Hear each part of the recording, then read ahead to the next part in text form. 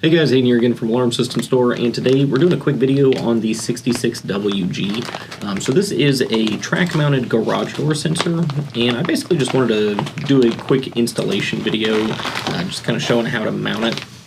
Actually, enrolling it on the panel and all that, I'm not going to cover today because it's basically just a door contact. We have plenty of other videos that show that. But I wanted to give an overview of the sensor itself, and then I did an install for one not too long ago, and I recorded basically how to mount it, where to mount it, etc. So I'll show you that here in a minute. But for now, I just kind of wanted to give an overview of the sensor. So this is the sensor itself.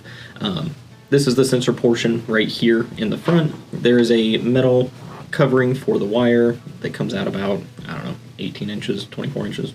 Something like that. And then you have your two wires, which are going to attach to a zone on a panel. These are just open-ended wires, so you'll basically just take a couple B connectors, or however you want to splice your wires together, connect those to a two-wire run that goes back to a zone on your system. So this is the portion that actually mounts on the track itself. So this little piece right here is basically the rear bracket for the sensor. So give me 1 second to get this out.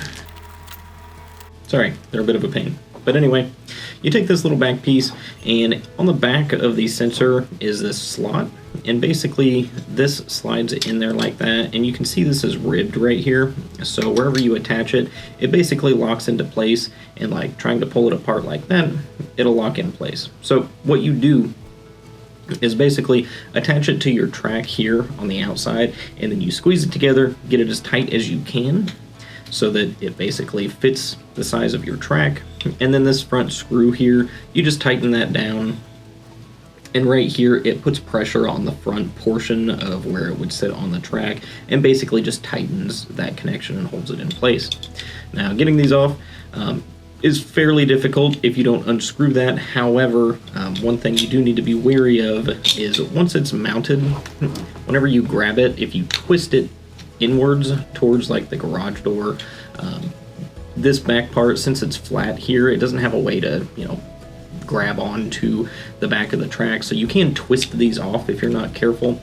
However, once they're tight, once you have that screw tight, then it shouldn't be a problem. Just be wary of it because, anytime you're moving things around your garage, there's a potential, to bump into stuff, and if you happen to bump the outside of the sensor enough, it might twist it off if you don't have it fully secure. But anyway, that's the basics of mounting this unit. Here is the magnet portion of the sensor. So the magnet is just a single bracket piece, nothing fancy about it. However, it's got two different mounting options, so you can either mount it directly against the garage door like this so that it sticks out a little bit further, or if you have on the side of your garage door the metal strip that's on the right side, that's where this mounts. If you have a wider one, you can use the angled portion of this to mount it so that it sits at more of an angle rather than straight out. Now, where you end up placing these two pieces on your track basically comes down to your individual garage door. They're all slightly different, but the main things you need to keep in mind, which I hit on hard whenever I'm talking about the installation, is you want the magnet as close and level to the sensor as you can. So like right here, as I'm holding it, the magnet is perfectly in line and level with the sensor itself. Your goal while mounting this is to get this as close as possible, or to get your install as close as possible to this setup right here. Now, this magnet, being as big as it is, does have a pretty good range. Honestly, I could probably hold it out here before it actually opened all the way. However, magnets deteriorate over time. So the longer it sits, the weaker the magnet's going to get. And if you have, a sensor that kind of sits like this, where it's not even at all, then you may end up basically having false alarms because the garage door is going to think it's open because the magnet's too weak to actuate the reed switch inside. But anyway, that's a quick overview. Oh, here, I'll show these two as well. These are the screws that it comes with are bolts to mount the magnet. So they are self-tapping. A lot of times garage doors will have like holes in that metal strip that I was talking about that you can mount these to. It does have to basically be attached to the metal. However, the garage door itself is made of a very brittle material, so putting screws in it is not going to hold this for very long. It'll just pull right out. So whenever you're figuring out where to mount your magnet, if you have to, drill holes. That's better than, you know, trying to mount it on something that's not going to be sturdy. But that metal strip that I was talking about, which you'll see in a second, find a spot on there where this fits where it should go, drill a couple holes, just make sure your drill bit's smaller than the bolt you're using, and then just self-tap it the rest of the way, and that'll keep this attached sturdy to the garage door. But anyway, I'll jump over to the install I did of this. It's basically the same info I just gave you, however, it's a practical example, so that might help a little bit more. But anyway, if you guys have any questions, feel free to leave them down below. I just want to do a quick video on installing this so that you guys can see how it's done. But before I go, if you don't mind, like and subscribe, and I will catch you guys on the next one. I just wanted to go over some instructions regarding installing the 66WG garage door sensor. So I have a separate one here. I'm going to be showing you basically how these attach to the rail of your garage door, and also wanted to talk about how to mount both the magnet as well as where to mount it, basically vertically, because the mounting determines basically whether or not the magnet is going to match up with the sensor itself. So in this case, I have a separate one here that I'm going to be showing just a little bit about. So this is the sensor itself. It's basically, this is the sensor portion. There's a metal sleeving on your wires here, and this is what gets connected to your wire that runs back to your alarm system. And the way these attach, it's not immediately obvious to a lot of people, but basically it comes with this little L bracket piece, and essentially what it does is you slide it in this little groove here, or this opening, and basically that clamps on to the track here. So I'll show you how to do that here in just a moment. I'll be mounting this one again, and I just have it dangling for a second. But anyway, once you do that, slide this in here, get it on there, you kind of just pinch it together, and it will stay for the most part by itself. However, there is a screw here, or a little bolt, that you tighten down, and that's basically what causes tension to hold it in place. So the main thing you have to watch out for with these, though, is basically where you mount them on your track. So the reason it's so important is because this piece right here is the magnet, and that has to match up pretty closely. It doesn't have to. There's a lot of range to play with. However, you want it to match up as closely as possible to the sensor, like so. And the reason that that's very important is because as you go up the track on a garage door, generally the rail kind of juts outward, or inward, I guess in this case, inward towards the garage itself as it goes up. This is a very tall garage door, so it's kind of hard to show that on this one, but if you go take a look at your residential garage doors, you'll notice it's a pretty significant angle that the rail sits at. So you have to take that into account whenever you're attaching your magnet and your sensor. So for example, I have another magnet here, and these are pretty straightforward. Basically, there's just a couple holes back here. The thing comes with a couple bolts. You may have to drill holes, but basically you just attach it in whatever configuration is going to work best. So you can have it so it's sitting out straight out like this, or it's got an angled portion so you can mount it like we have this one here. And essentially what you want to do is whenever you are mounting your magnet and your sensor, before you tighten anything down, you kind of want to move it up and down along your garage door and the track, just to try and find a spot where the magnet lines up as close as you can to the sensor. So you want it about right here. So basically, as you can see, it's perfectly in line horizontally like this. That's the main thing you want to watch out for. Now, proximity is important. If you can get it closer, that's obviously a good thing, but as you can see, like, you can hear the system beeping as I open the zone, so it got all the way out here before it actually opened the sensor. So sorry, I did it a couple extra times. But there is a little bit of play with these. These are very strong magnets, so you have a little bit of room to play with. However, for longevity, you want these to be as close as possible because over time magnets do lose their strength.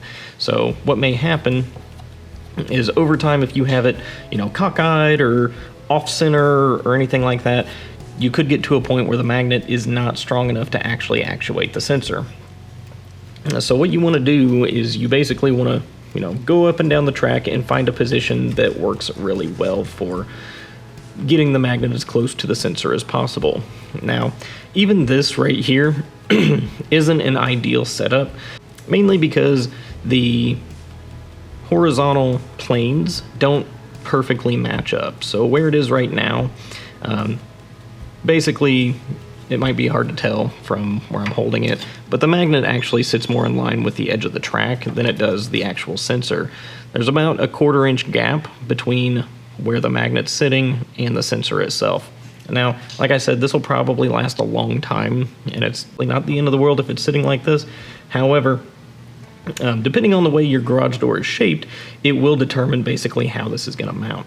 So in our case, because this is a very tall garage door, we couldn't have the magnet so that it was sitting straight out like this, because no matter where you put it, the horizontal axis is never going to line up unless you get like way up on the garage door, and I don't have a way to do that. So basically what I did is I used the angled portion of the bracket and mounted it like this. So when I did so, it took a lot of the length of the magnet away, so now the magnet is further inset.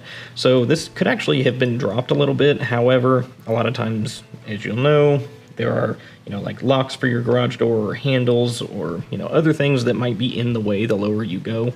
That's actually our case here. There's a lock right here, right probably below right where you can see. Yeah, so like right here is the lock, and then below that is a handle, and there just wasn't any room for this. So basically what I did is I mounted this here, and I had to work around this bracket as well, because if I did it lower, this would fit on just fine. However, I couldn't get both of these bolts in here because of this hinge. So you kind of just got to play with it. Like I said, you're never going to get it exactly perfect, but get it as close as you can and try and have this lined up just like this. Now, as I mentioned, I'll show you how to attach the actual sensor to the track. And sorry for the beeping, but so to start, all you want to do is basically feed this in just like that. Have it sitting so that it's already ready to go, and then put this portion on first, wrap it around, and then just pull tight until it kind of snaps into place. Now, give it a little squeeze, and it should stay on its own, just like this. I'm kind of yanking on it pretty hard, and it's not moving. That bracket holds it on there very tight, so it'll stay while you're basically tightening down this screw. Now, you can do this part with a couple of different tools. I prefer to use a little ratchet just because it's easy. Just snap it on there, and then just tighten it down as tight as it'll go. And basically what that's doing is on the inside, let me see if I can show you actually. So on this one, you'll see inside here here's the bolt, basically what we're looking at here. And as you tighten this, it pushes this rounded edge in towards the track. And as you tighten that, it basically creates tension between this portion pulling out and the back plate pulling backwards. So as it does that, it basically tightens, and that way over time it does not come loose or get rattled loose by the garage door opening or anything like that. But tighten it down to where it's snug, and at this point with it tight, if I really yanked on it, like twisted it hard, I could probably pull this portion out and get it off. But just from like normal wear and tear from the garage door, rattling around or whatever, this isn't gonna go anywhere. Now, only other thing I need to really mention is in regards to the magnet here. So as you'll see, here, I'll move the camera just a little bit real quick. All right, so as you can see here, here's the magnet. Here are the 2 bolts that it actually comes with. So these are what you'll use to mount the magnet. In a lot of cases, like I just did some residential garage doors not long ago, and there were actually holes that somehow perfectly matched up with this. I don't know how often, that is the case, but a lot of times, in your the side of your garage door here is going to have, these metal ends that basically, hold it together. And in this case, we did have to drill holes, but I'm assuming that's because this is more of a commercial garage door. For the residential, like I said, there were actually multiple spots in each section where the holes perfectly matched up, and basically all I had to do was screw in those bolts. But if you do have to drill holes, basically the best way to do that is mount the sensor first, line it up so that you can get it pretty even like this one is here, and then mount this first so that it's tight. And then what you're going to do is basically just hold this up here, mark your spots where you need to drill the hole. And I don't remember what drill bit size that I used. However, just make sure that you're drilling holes that are slightly smaller than the bolts that you are putting into them. And as long as you drill your holes slightly smaller than the bolts that are in here, they will hold tight. So as you can see, this one's not going anywhere. This stuff, which is basically what you'll find behind, these metal ends on the garage door, they aren't really made of much. Bolts and screws and whatever will not hold in this alone. So whenever you mount it, make sure that you are getting a tight hold on the metal portion of your garage door here. Because if you don't, then you'll have this wobbling around and it could come completely loose. But basically, just don't mount it anywhere in this area. Make sure it is on the actual metal. And yeah, that's pretty much it for these sensors. They're pretty straightforward for the most part. They're just normally closed switches, so as long as the magnet's here, it's going to hold this closed, and when you open it, it opens the circuit. So they're just switches. However, they're kind of beefy, and to those who haven't seen one before, it can be a little confusing to mount it because they don't really come with much instruction. So I just wanted to give it a little overview of how these would be mounted in most situations. But just do your best, and like I said, you can always check it. So after you think you have a spot where you want to hold it, if you have your system already programmed, or you're kind of testing with it, whatever the case might be, you can move the magnet to where it should be, and basically, like I did earlier, just pull the magnet away until it opens. You can see how much distance you have to play with, things like that. But ideally, like I said, try and have the magnet on the same horizontal plane as the sensor. So this one could come out just a little bit, like I said, about 1/4 of an inch, and it would probably be perfect. However, sometimes that's hard to do. But anyway, that's going to do it for this video. Hopefully that was informative, and if anybody has any questions, by all means, leave them down in the comments. If you don't mind, leave a like and subscribe, and check back for more. I think next week I'm going to do a PG9945 auxiliary contact install, which is for a double hung window, which I've been asked about quite a bit. So we'll be checking that out. Anyway, I will catch you guys on the next one.